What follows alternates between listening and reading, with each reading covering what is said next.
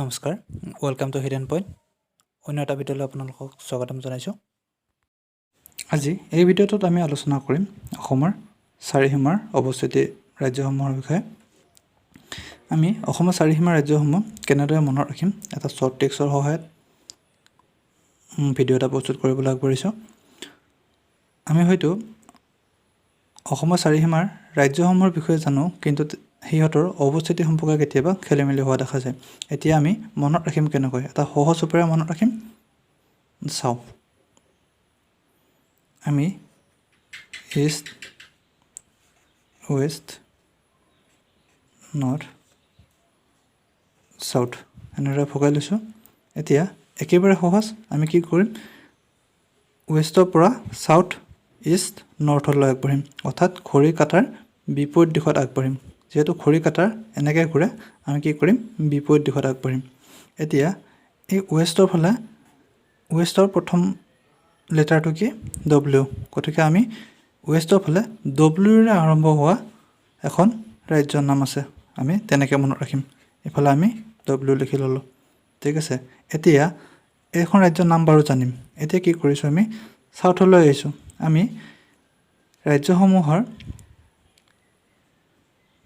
ৰাজ্যসমূহৰ নামৰ প্ৰথম লেটাৰটো মনত ৰাখিবলৈ চেষ্টা কৰিছোঁ, তাৰপিছত আমি ৰাজ্যসমূহৰ নাম লিখিম। এতিয়া এই ডব্লিউটো ৱেষ্টৰ ফালে যি ডব্লিউটো আছে, এই ডব্লিউটো ওলটাই দিলে আমি পাম এম, অৰ্থাৎ এই চাউথৰ ফালে এমেৰে আৰম্ভ হোৱা ৰাজ্য এখনৰ নাম আছে। আমি লেটাৰ পালোঁ, ৱেষ্টৰ ফালে ডব্লিউ পালোঁ, চাউথৰ ফালে এম পালোঁ। এতিয়া আমি ইষ্টৰ ফালে আগবাঢ়িছোঁ। যিহেতু আমি ঘড়ী কাটাৰ বিপৰীত দিশত আগবাঢ়ি আছোঁ, গতিকে এইবাৰ আমি ইষ্টৰ ফালে আগবাঢ়িছোঁ। ইষ্টৰ ফালে কি লেটাৰেৰে আৰম্ভ হোৱা ৰাজ্য আছে আমি কেনেকৈ গম পাম, আমি মনত ৰাখিম। এই এমটো যে আছে, এই এমৰ পিছত আমি কি পাওঁ, এন। ইফালে এনেৰে আৰম্ভ হোৱা ৰাজ্য এখনৰ নাম আছে। একেবাৰে সহজ, আপুনি যেতিয়া ৰাজ্য এখনৰ নাম আমি একেবাৰে লিখিম তেতিয়া গম পাম। ইয়াৰ পিছত আমি আগবাঢ়িছোঁ নৰ্থৰ ফালে। নৰ্থৰ ফালে কি আছে, এইটো একেবাৰে সহজ। এই যে এনটো, এই এনটো উচ্চাৰণ কৰোঁতে আগত এটা এ আহে, এনটো উচ্চাৰণ কৰক, এন, এন। এই এৰে আৰম্ভ হোৱা ৰাজ্য এখন নৰ্থৰ ফালে আছে, ঠিক আছে। এতিয়া আমি হিন পাই গ'লোঁ। এতিয়া আমি ৰাজ্যসমূহৰ নাম মনত ৰাখিম। যিহেতু ৱেষ্টৰ ফালে আমি ডব্লিউ লিখিছোঁ, অৰ্থাৎ ডব্লিউৰে আৰম্ভ হোৱা এখন ৰাজ্য, এইফালে আছে ৱেষ্ট বেংগল। একদম সহজ, ৱেষ্টৰ ফালে ৱেষ্ট বেংগল আছে, ৱেষ্ট বেংগল, ঠিক আছে। একেবাৰে সহজ, ৱেষ্টৰ ফালে আছে ৱেষ্ট বেংগল। এতিয়া আগবাঢ়িছোঁ আমি চাউথৰ ফালে, ঘড়ী কাটাৰ বিপৰীত দিশত, চাউথৰ ফালে। ইয়াত আমি কি বহাইছিলোঁ, এম, অৰ্থাৎ ইয়াত আছে মিজোৰাম, ঠিক আছে। আৰু এখন ৰাজ্য আছে ইয়াত, ত্ৰিপুৰা। কেনেকৈ গম পাম ত্ৰিপুৰাটো কেনেকৈ মনত ৰাখিম, এই এছ আছে চাউথৰ, এই এছৰ পিছত আমাৰ কি বহে, টি, অৰ্থাৎ এই টিৰে আমি কি কৰিম, এই টিৰে আমি ত্ৰিপুৰা মনত ৰাখিম। এইবাৰ আগবাঢ়িছোঁ ইষ্টৰ ফালে আমি কি বহাইছিলোঁ, এন। ইষ্টৰ ফালে আছে আমাৰ এনেৰে আৰম্ভ হোৱা নাগালেণ্ড, ঠিক আছে। একেবাৰে সহজ, নাগালেণ্ড আছে।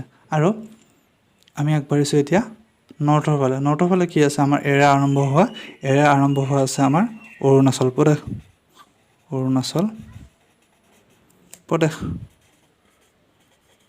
ইংৰাজীত অৰুণাচল প্ৰদেশ। একেবাৰে সহজ। ৱেষ্টৰ ফালে আছে ৱেষ্ট বেংগল, অৰ্থাৎ ডব্লিউ আৰম্ভ হোৱা ৰাজ্য। চাউথৰ ফালে আছে মিজোৰাম। কেনেকৈ মনত ৰাখিম মিজোৰামটো, এই এমটো, এই ডব্লিউটো, ৱেষ্টৰ ডব্লিউটো ওলটাই দিলে এম হয়, এমেৰে আমি কি ৰাখিম, মনত ৰাখিম মিজোৰাম।